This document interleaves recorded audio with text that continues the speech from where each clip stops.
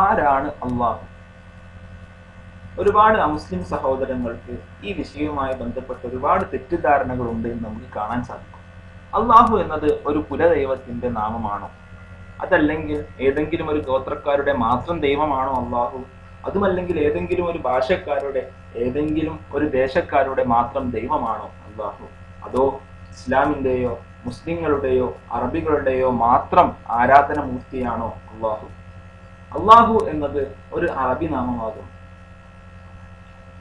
എല്ലാ മനുഷ്യരെയും സൃഷ്ടിച്ച, ഈ പ്രപഞ്ചത്തെ സംവിധാനിച്ച മഹാനായ സൃഷ്ടാവിന് അറബിയിൽ വിളിക്കുന്ന നാമമാകുന്നു അള്ളാഹു. അള്ളാഹു എന്ന അറബി പദത്തിന്റെ അർത്ഥം ഇപ്രകാരമാണ്: സകലവിധ ആരാധനകൾക്കും അർഹനായിട്ടുള്ള യഥാർത്ഥ ദൈവം അവനാകുന്നു അള്ളാഹു. അതല്ലാതെ മുസ്ലിങ്ങളുടെ മാത്രം ദൈവമല്ല അള്ളാഹു. ഏകനായിട്ടുള്ളവൻ, കാരണങ്ങളില്ലാത്തവൻ, ഏവർക്കും ആശ്രയമായിട്ടുള്ളവൻ, സൃഷ്ടാവ്, നിയന്താവ് എന്നിങ്ങനെ എല്ലാ നാമഗുണവിശേഷണങ്ങളും ഒത്തുവന്നവൻ. ആ സൃഷ്ടാവിലേക്കാണ് ഇസ്ലാം നാം എല്ലാവരെയും ക്ഷണിക്കുന്നത്.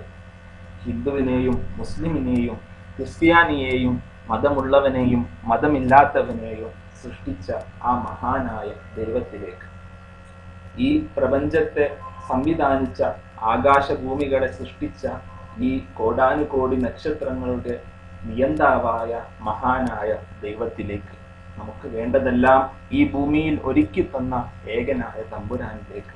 അതാകുന്നു വർഗീയതയില്ലാത്ത വിശ്വാസം. അവനാകുന്നു അള്ളാഹു.